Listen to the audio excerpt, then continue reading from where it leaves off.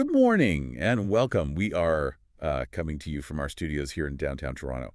It's Thursday, February 12th, 2026. And it is cold out there. It is so cold. I made the mistake of looking out the window and it's just gray, cloudy, -8 Celsius. It's definitely one of those days. You need the extra hot coffee for sure. Classic Toronto February. Absolutely. The kind of day you just want to stay inside with a good story, which is honestly exactly what we're going to do. Good plan. But before we dive in, I have to give a huge thank you to the people making this possible.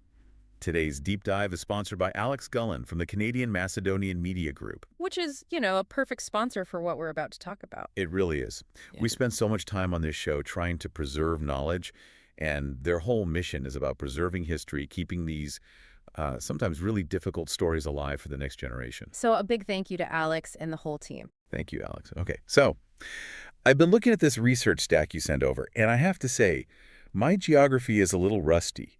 We're zooming in on a map of Greece today. Northern Greece, yeah. Specifically, this tiny dot on the map in the Florina region. Right. It's a village. And depending on the map, it's called Banitsa or Vavi. And at first, it just looked like any other rural town. But as I started reading, my jaw kind of hit the floor. This is not just a village. No, not at all. It's funny you call it a dot because that dot is a microcosm. If you want to understand the Greek Civil War from 46 to 49, you don't need to look at the whole country. You just look at Banitsa. That's a bold claim. I mean it. Everything is there. The ideological war, the clash between communism and the West, questions of ethnic identity, displacement. And then there's a whole second act. A whole second act, Yep. which has nothing to do with war and everything to do with what's under the ground. The Black Rocks. I definitely want to get to that because that part just blew my mind. It's like the village got hit by a 1-2 punch. First, history tried to erase it, and then industry literally tried to dig it up. That's a tragic but very accurate way of putting it. We're really looking at a place that sits at the intersection of blood and coal. So let's set that stage. Why Banitsa? I mean, Greece is full of villages. Why did this one spot become such a flashpoint? Well, you know the old saying, geography is destiny. I've heard it. Usually when someone's complaining about real estate. Well, in military terms, it's deadly serious. Banitsa isn't just some random place. It sits at a vital crossroads. It connects Florina, Amentaio, and Kozani. So it's a transit hub, basically. It's a choke point. If you control the high ground around Banitsa, you control the supply lines into northern Greece. Right. And during the Civil War, that was everything. Okay, so a strategic prize. And two sides wanting it. We should probably clarify who the players are here. Sure. Broadly, you've got two armies. On one side, the Democratic Army of Greece, the DSE. The communist-led forces. Right. And on the other, the Greek National Army, the GNA, the government force backed by the British and later the Americans. So it's a standard Cold War setup, East versus West. On the surface, yes.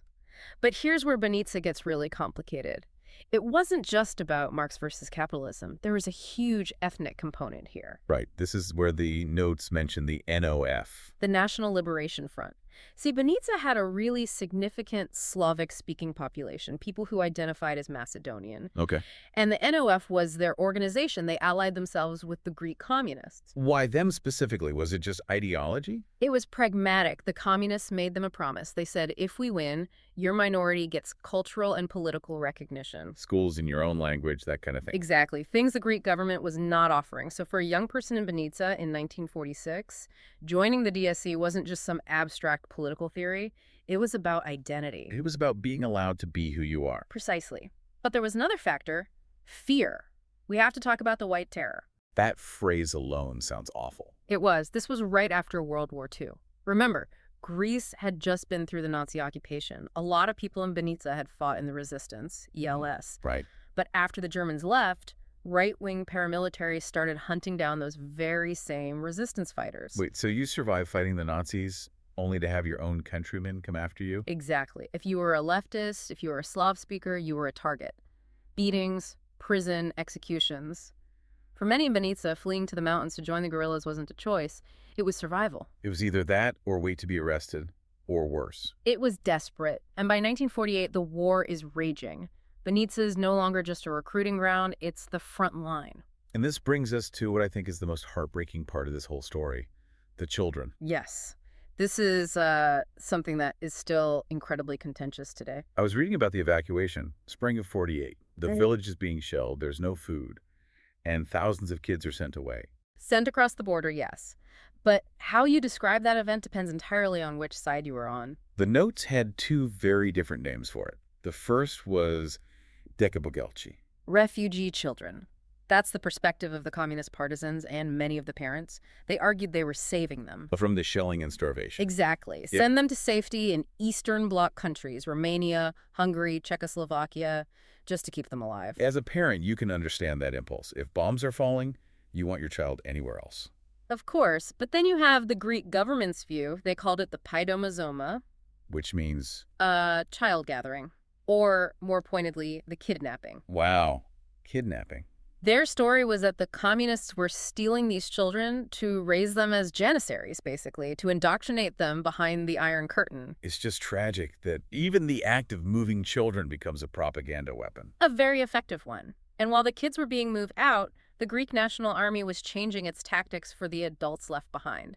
They realized they couldn't win by just chasing guerrillas in the mountains, so they decided to drain the pool the fish swam in. Drain the pool. It's a counterinsurgency term. The guerrillas are the fish, the villagers are the water that supports them. Food, shelter, intelligence. So you get rid of the water. You get rid of the water. Yeah. The GNA started clearing the villages. They forcibly moved the people of Banitsa into what they called re-education camps, or into cities like Florina where they could be watched. So the village is empty. Kids in Eastern Europe, adults in camps, a ghost town. A ghost town that was about to witness a massive battle. February 1949, the Battle of Florina. This was the big one for this region. The DSE used Banitsa as their staging area for an all-out assault on the city. A last-ditch effort, it sounds like. Very much so. And it was a complete disaster for them, a slaughter. They failed to take the city, and that really was the beginning of the end. So by summer 49, the war's over. The communists lose. They're defeated at Mount Gramos and Mount Vitzi, and it's all over. But when a war ends, people usually go home. That didn't happen here, did it? Not for the people of Banitsa. This is what's called the Great Dispersion. They knew, because they were on the losing side, and because of their Macedonian identity, that terrible reprisals were coming. So they fled. A mass exodus. Across the border into Yugoslavia, to the Socialist Republic of Macedonia. Or they followed their children to Poland, to Czechoslovakia, even to Tashkent in Uzbekistan. Tashkent, wow, that is far. It's the middle of Central Asia. That's how scattered this diaspora became. And over the decades, they moved again. To Australia, the U.S., and of course right here to Canada. There's a huge community here in Toronto. So the people are gone. But what happens to the land? The houses, the fields? That's where the legal erasure begins. In 1953, the Greek state passes Law 2536. I saw this in the notes. It sounds so bureaucratic for something so brutal. That's how it works. The law basically said that if you fled the country, you were an enemy of the state and your property was forfeit. So they just took it. They confiscated the homes and fields and redistributed them to citizens the government considered loyal. So even if you wanted to come home, there was nothing to come back to. Your home wasn't legally yours anymore. Correct. And culturally, the village was transformed. A strict policy of Hellenization began. The Macedonian language was forbidden in public. And the name Banitsa was all but erased from the maps. It was only Vavi. So Act 1 closes with the village emptied of its people, its name changed, its land given away, and its children scattered to the four corners of the earth. A complete and total erasure. But then comes Act 2, and this is what I think makes the story so unique, because usually an emptied village just becomes ruins. It sits there. But Banitsa had a secret. Literally, underground. The Black Rocks. Lignite, or brown coal. Okay, I know next to nothing about geology. What's so special about this lignite? Well, technically, it's the Vavia Clauda deposit from the Upper Miocene period. You're losing me with the Miocene period. In plain English. Fair enough. All you need to know is that this particular lignite has a very high heating value. It burns hot. Okay. And for a country like Greece in the 1950s and 60s, desperate to industrialize, desperate for electricity, that was like striking gold. And the locals knew about it before the war. Oh, for centuries. In the Ottoman era, they'd find these black rocks in their fields and just use them for local heating. It was a very small scale. But after the war, the state gets involved. Yes, Public Power Corporation. DEI, yes. In the 60s, energy independence became this huge national project. They had to power the lights in Athens, and Banitsa was sitting right on top of the fuel. And we are not talking about deep shaft mining here, are we? with pickaxes and helmets. No, this is the crucial part. This is open pit mining, Yeah. surface mining. I've seen pictures. It looks like a crater on the moon, an inverted mountain. That's a perfect description. To get to the coal, you have to remove everything on top. The soil, the trees, the roads, the old property lines. The mines literally swallowed the farmland. That's such a violent term. Swallowed. But it's accurate. The sources talk about families, like the Gullens or the Servinis. Generations had worked that land, and suddenly the fields where they grazed their sheep are just gone. A giant hole in the ground to feed a power plant. The irony is just staggering. People fought and died to control that specific piece of land, and then 20 years later, the state comes in and just digs it all up. It's the ultimate irony. And it created this really strange tension. For the people who stayed, or the new settlers, the mines were a good thing. Jobs. Steady industrial jobs, a paycheck that didn't depend on the weather. For them, the mine was progress. But for the diaspora, for the person in Toronto in 1970 thinking about their childhood home. For them, it's a second death. Imagine you hold this memory of a green hill, a certain path. That memory is your only connection left. And then you find out the hill doesn't exist anymore. It's been excavated and burned for fuel. It's a double erasure. Yeah. The politics forces you out, and then the economy eats the physical evidence you were ever there. It fundamentally altered the landscape. If you go on Google Earth today and look at Vevey, you see these massive scars. It looks nothing like it did in 1940. So what's the situation now? Is the mine still active? It is, but the clock is ticking. The Vevey mine is still significant. There have been huge legal fights over it. But the biggest factor now is the environment. The green transition. Exactly. Greece has what it calls a delignitization plan. They're moving away from coal. So mining has slowed way down.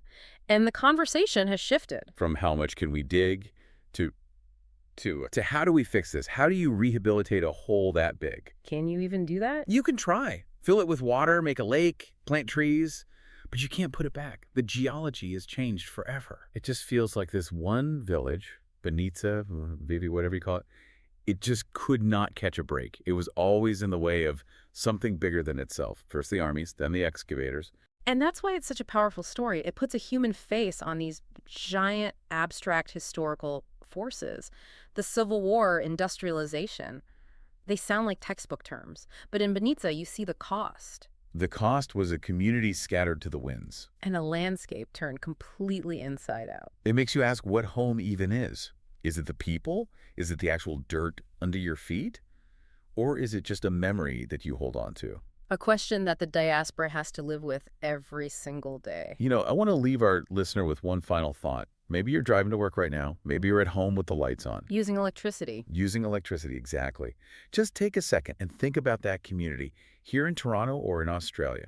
Think about what it must feel like to know that your ancestral home was first politically emptied out, and then the actual physical land was dug up and burned to power the national grid of the very country that pushed you out. It's like the village gave everything. Its people, its identity, and then finally its own earth. It's a profound loss. It really is. But, you know, through stories like this one and through the work of groups like our sponsor, it's a memory that refuses to be completely buried. That's a great point. As long as we're talking about it, it's not gone. Precisely. Well, on that note, we'll wrap up this deep dive. A huge thank you again to Alex Gullen and the Canadian Macedonian Media Group for helping us tell this story. And thank you for listening. And thank you, the listener, for spending part of your morning with us.